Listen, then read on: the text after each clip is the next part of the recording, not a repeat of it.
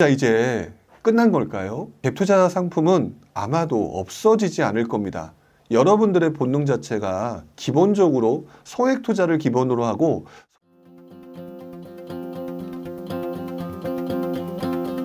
갭투자 이제 끝난 걸까요? 자, 이렇게 얘기들을 합니다. 저는 이 부분에 대해서 여러분들한테 조금 다른 식의 의견을 좀 드리고 싶은 것 같아요. 여러분들이 이런 질문을 하는 가장 큰 이유는 조금 더 빨리 갭 투자에 관심을 갖는 분들이 가장 관심을 갖는 첫 번째 이유는 소액 투자가 가능하기 때문에 발생하는 문제입니다. 자금이 부족해서 소액 투자를 하면서도 이왕이면 빠른 시간에 돈을 벌겠다라는 생각을 갖고 있으니까 아마 갭 투자에 관심을 보이고 있는데, 지금 현재 상황이면 갭 투자는 전혀 불가능한 상황이 될 거고, 그러니까 큰일 났네, 이제는 끝난 건가요?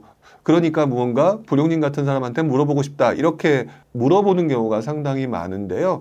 여기서 생각을 좀 다르게 가셨으면 좋겠다. 왜? 여러분들은 이런 부분들을 지금 현재 전세가율이 70%, 80%, 심지어는 90% 정도 이루어지는 것들만 보다가 지금 전세가율이 50%가 붕괴된다라고 하니까 이거 큰일 났다라고 생각을 하시는데, 제가 볼 땐 이건 참 웃기는 짜장 같은 얘기라는 거죠.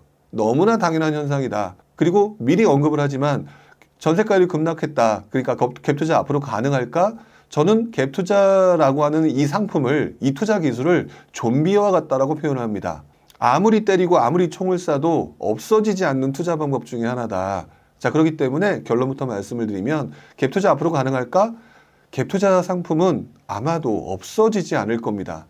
여러분들의 본능 자체가 기본적으로 소액 투자를 기본으로 하고, 소액 투자를 하고자 하는 사람들의 숫자가 워낙 많기 때문에 자연스럽게 갭 투자가 가능한 환경이 만들어지게 되면은 여러분들은 잊어버린다 하더라도 다시 한번 갭 투자 이런 것들에 대해서 생각을 하게 될 거고요. 갭 투자의 투자 방법에 대해서 얘기하는 전문가들까지 계속해서 쉬지 않고 나오게 될 것이기 때문에, 지금 현재 상황에서 내가 할 수 없다라고 하더라도 여러분들이 갭 투자는 끝났어요 라고 생각하기보다는 이럴 때 시간에 투자해야 된다라고 하는 개념을 한 가지를 좀 추가하셨으면 좋겠습니다.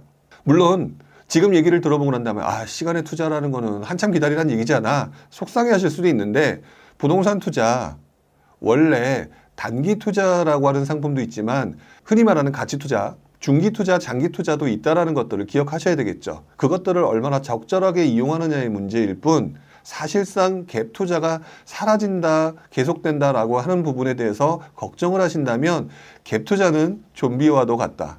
절대로 사라지지 않을 것이다. 왜? 우리의 본능에 가장 맞는 투자 방법 중에 하나다. 이렇게 생각을 하셔야 될 것 같아요.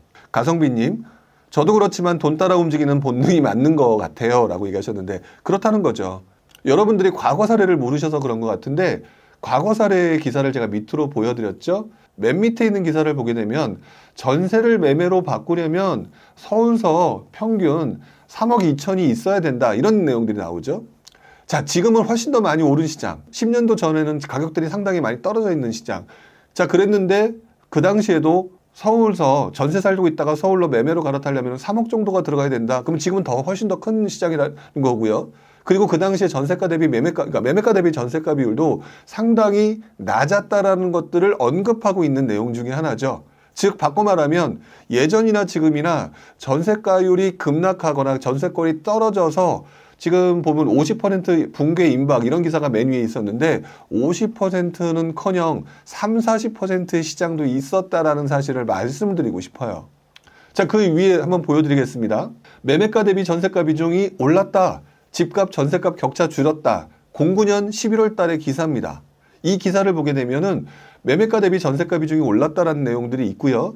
집값과 전세값의 격차가 줄었다라고 얘기를 하면서, 당시에 이런 기사를 기자님들이 올렸다는 얘기는 사람들이 전세 끼고 사는 갭 투자에 대해서 관심이 있었다라는 얘기고, 있었기 때문에 이런 기사가 만들어졌겠죠. 왜?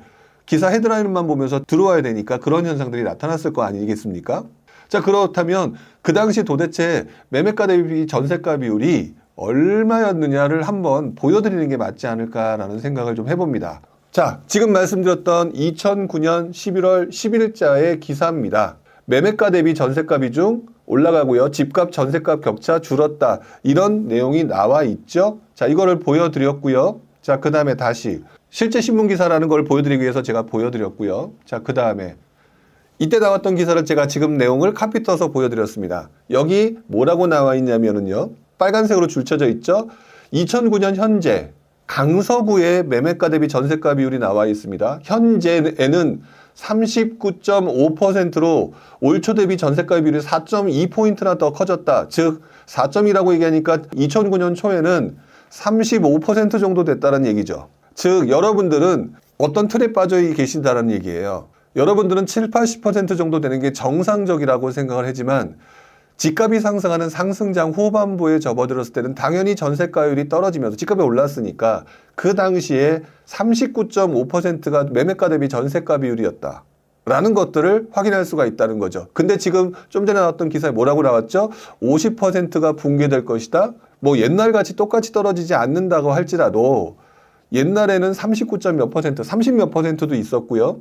근데 50 몇 퍼센트 가지고 지금 되게 많이 호들갑 떨고 있는 것 같지만 그 이후의 시장의 움직임을 보게 되면은 다시 7, 80% 이상으로 올라갔고요. 심지어는 2010, 한 7, 8년인가요?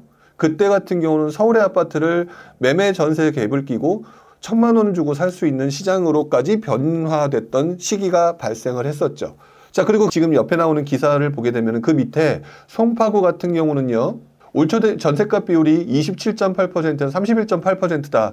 뭐 30% 초반이라는 것이죠. 즉 이렇게 시장의 분위기가 이런 적도 있었다. 그런데 여러분들이 지금 뭐 50%가 붕괴됐다라고 하는 신문 기사를 보면서 얘기를 한다. 물론 예전과 지금 상황이 100% 똑같을 수는 없지만 이런 상황이 만들어진다.